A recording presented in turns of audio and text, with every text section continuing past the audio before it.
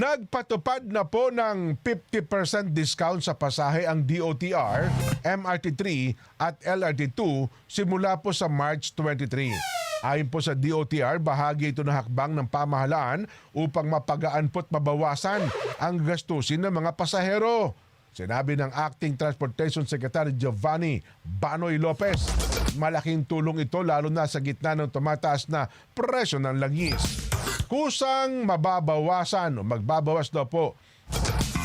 Ipatutupad yung discount sa mga gumagamit ng beep cards habang maaari ring makakuha ng discount ang single journey tickets para sa ibang pasahero. Nakikipag-usap na rin po ang DOTR sa LRMC o ito pong Light Rail Manila Corporation para magpatupad naman sa diskwento LRT1. Yung iba kasi ang arrangement sa LRT1, LRT2 at saka MRT3.